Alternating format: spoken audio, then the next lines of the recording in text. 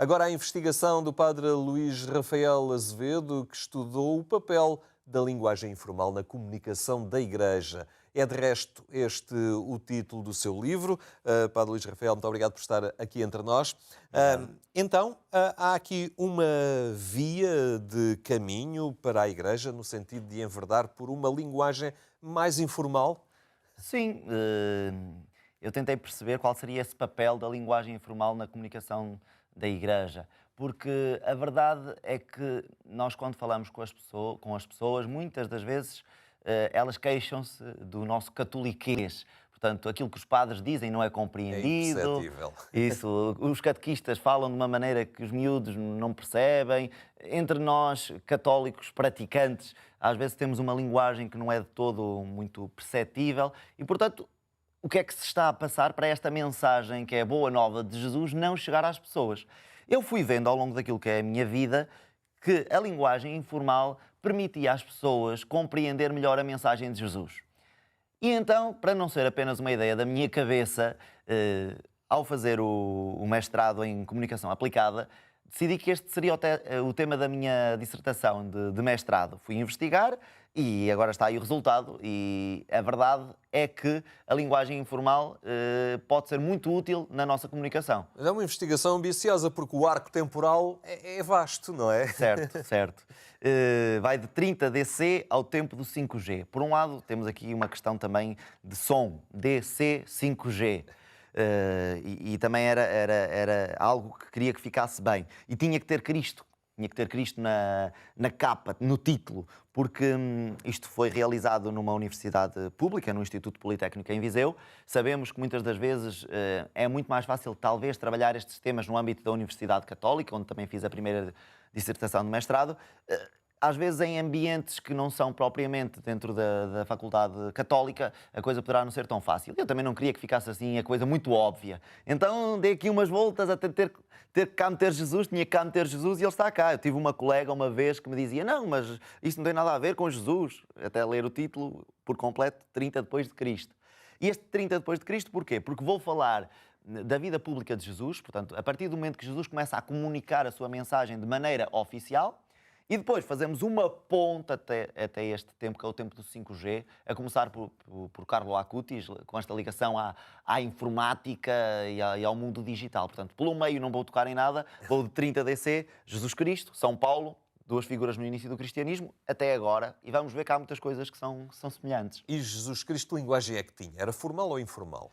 Jesus tinha uma linguagem que era completa, portanto, houve muitas vezes em que Jesus era formal, dizia as coisas que tinha a dizer da forma que era habitual naquele tempo, mas o que nós vamos descobrindo é que Jesus era um comunicador improvável. Portanto, as parábolas que Jesus contava, os gestos que Jesus tinha, os sítios onde Jesus ia. Portanto, nós vamos vendo como a mensagem de Jesus passava, não propriamente através dos meios mais habituais naquele tempo, nem da maneira mais habitual. E nós, quando pegamos no Evangelho, nós vamos vendo como isso foi gerando muita estranheza. Porque é que ele está a fazer isto? Porque é que ele está a contar esta história? Não é? E vemos que Jesus tinha muito de informalidade e o poder da informalidade de Jesus foi o que levou a que a mensagem fosse passando. Claro que às vezes não corria muito bem também. Os próprios discípulos às vezes, e o que é que isto quer dizer? Bem, mas a verdade é que nós, hoje que olhamos para as parábolas que Jesus contou de maneira muito concreta, vemos como ele era muito... É uma forma de descomplicar, não é? Sim. A mensagem transmitida. Ele descomplicava, não é? Falava daquilo que era a vida das pessoas, do fermento, das ovelhas, das vinhas. Jesus falava da vida das pessoas de maneira muito simples. Não falava de kenoses e de transubstanciação e de coisas desse género, que nós sabemos bem o que é e convém também transmitir esses ensinamentos às pessoas. Mas muitas das vezes falamos deles, dando por adquirido que as pessoas já sabem o que é e não são obrigadas a saber. E as pessoas desligam a atenção, não é? Sim, aliás, esse é o primeiro ponto da investigação. Será que uma linguagem informal desperta a atenção das pessoas? E isso fica óbvio que sim. Não é?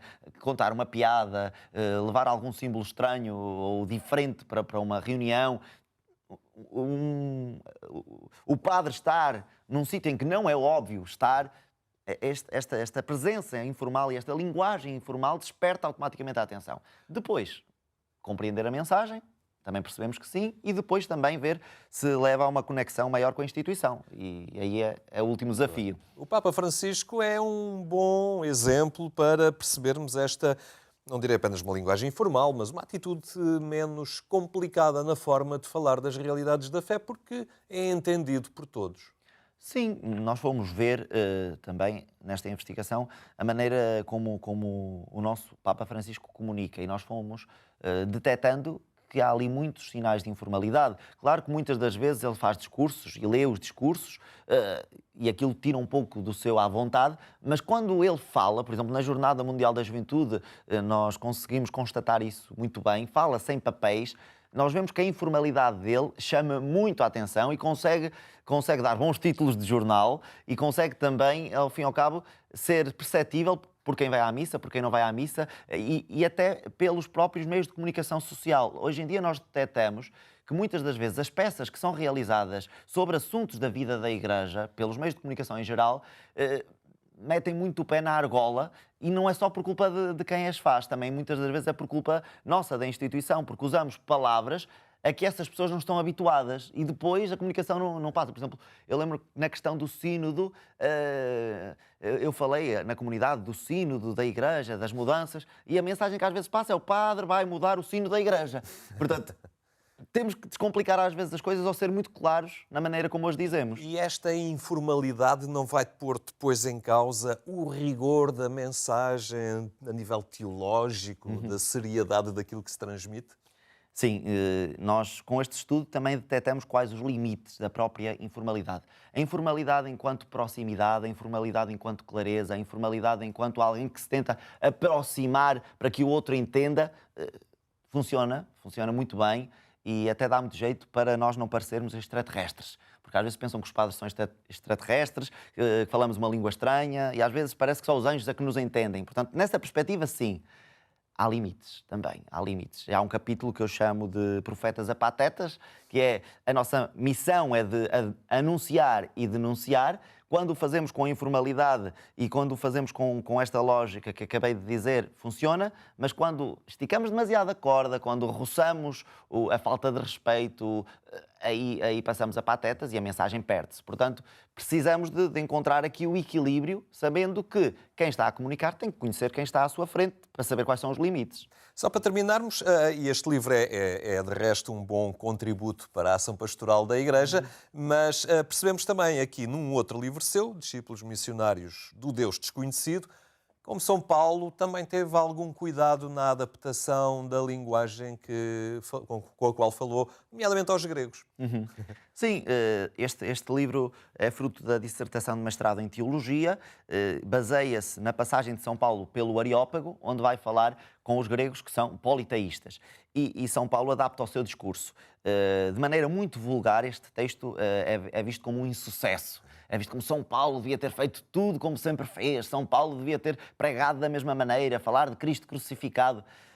Há muitas discussões sobre este texto, mas a verdade é que a investigação vem propor esta adaptação da linguagem. Nós não podemos estar a falar para um povo que é politeísta da mesma maneira que estamos a falar para um povo que é monoteísta. Nós não podemos estar a falar para crianças como quem está a falar para os avós das crianças. Nós não podemos estar a falar para gente que acredita como falamos para gente que não acredita. A mensagem é a mesma, a maneira como a transmitimos é que tem que ser adaptada. Às vezes, podemos falar para muita gente e ficam apenas 2 ou 3. São Paulo aconteceu-lhe isso no Areópago, não é? Portanto, está a falar para muitos que estavam lá, adaptou a sua linguagem e quase parece que saiu de lá derrotado porque não foram muitos. E hoje não será muito parecido. Também falamos para muita gente e quem é que se converte e quem é que alinha nisto. Bem, se calhar isto tem mais a ver connosco do que aquilo que nós pensamos. Muito bem, ficam estas duas propostas. Padre Luís Rafael, muito obrigado por este contributo e que pode ser aproveitado também por todos aqueles que trabalham na dimensão pastoral da Igreja. Obrigado. Nós ficamos por aqui. Tenha então uma muito boa tarde e até amanhã, se Deus quiser.